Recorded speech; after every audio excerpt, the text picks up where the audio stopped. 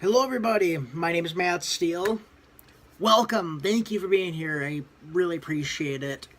I decided to switch it up. I usually wear green because I love green, but I have this shirt called the Man of Steel, and I got it as a gift. Thought it was pretty sweet, so I thought I'd check it out, but want to give you a blog update on what's going on in my life. Real quick. Tonight I played a doubleheader in softball. I did pretty good, but I do realize in softball, the older you get, the less you appreciate it because you're with younger people and you play the game more smart when you get older versus when you're younger. You just try to put on a show, I guess, and try to show off how strong your arm is and everything else. And when you're older, you just try to do the mechanical things and the techniques that make it a game. So you're mixed with older and younger people. You don't really know what's going on, so you just try to do your best. But I had some pretty awesome plays. I'm pretty pumped about that. I wanted to follow up on my last blog. I've cut back on... I'm on a drug called Suboxone that's supposed to help me get off painkillers. I've been on painkillers a lot in my life. That's something that I am okay disclosing. I've gotten help for it. I am off painkillers for the most part, with the exception of, high-level aspirin. But anyway, Suboxone, my doctor cut me off because I went to go see a second opinion. So I'm kind of on my own as far as Suboxone is concerned, which is a drug that helps you get off painkillers. You're supposed to get off it very slowly, and I only had like 30 days left when he said that, and with my insurance and everything else, it was just a mess. So I'm like, you know what, at the mercy of the doctors, no more. This sucks. I'm going to get off it on my own and see what happens. So last week I cut it in half. That was awful. And then this week's quarter, which is even more awful. But I feel better. I feel happy. I feel myself again. And I go up and down because there's so much emotion that just floods me personally, because I didn't have these feelings before. I masked a lot of stuff in my life that we can talk about later. Anyway, so softball was fun. Suboxone, I'm slowly getting off. I'd love to have a chat with anybody that wants to know more about that, or addiction, or what they can do. I'm in the process of looking for a new doctor to help me wean off it better than I am. And I think I can find somebody to make that possible. Girlfriend, relationship stuff. So, as I mentioned before, I broke up with my girlfriend in January and was kind of seeing her on and off, since April. And then right in the middle of April, I just got cut off from all communication. I didn't get we're done, I never want to see you again, or give me some time, I want to know. Just cut off. I'm a very godly person. I asked for something to let me know what I should do, and every time I do, I get a really cool response. And I really don't want to share that, but to make a long story short, I'm sticking in there. I still think she's there somewhere. I still think we belong together. And I could be completely wrong, and this could be a complete waste of time. But either way, this is allowing me to work on myself and get better. And I appreciate this time for that.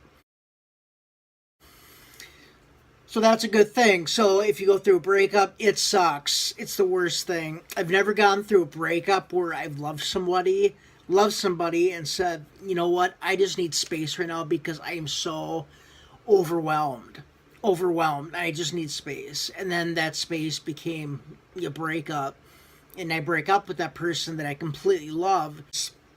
A divorce or whatever, 9 months might go by in that relationship where you don't even talk or see each other, and then it's kind of like, well, maybe we should just part ways. Okay, I guess that's the best way, because it was so gradual at that point, versus this was just rip.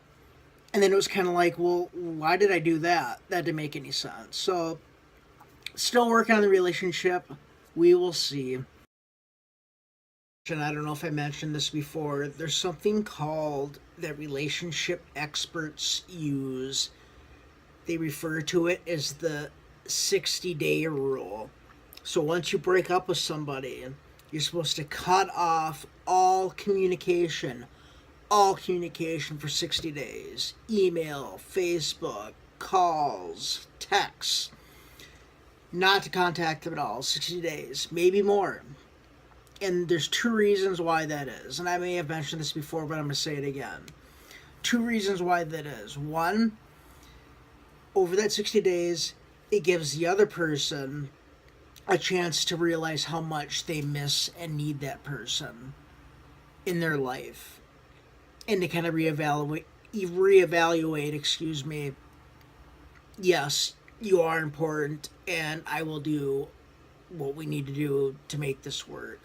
Or 60 days goes by, and the other person realizes how happy they are without that person, and how good things are. Maybe find somebody else and date a rebound or somebody permanent, who knows, and then realize, yeah, maybe that person isn't as important.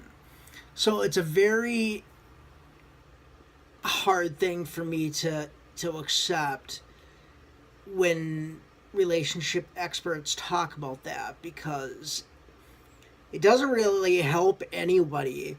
It more or less, it doesn't help with an answer. It's just, well, just don't deal with them or talk to them for 60 days and then see what happens.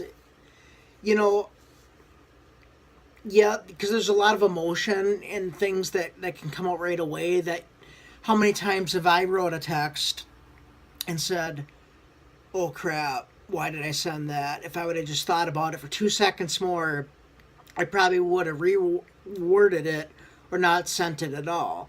And that's the very same thing that happens, because that passion and that everything is so high and it's right up here. And so they want you just to bring it down a little bit. And I understand that. But there's also a lot to be said about somebody wanting to fight for somebody else and saying, you know what, I will do what it takes to make things right. So I want you to know I am still here. I do still love you. So the fact that they really don't kind of entertain that, a lot of experts don't, from what I've read on the internet. And granted, these are YouTube relationship experts or people that have written online, so the credibility is very low, but still, they've helped people apparently.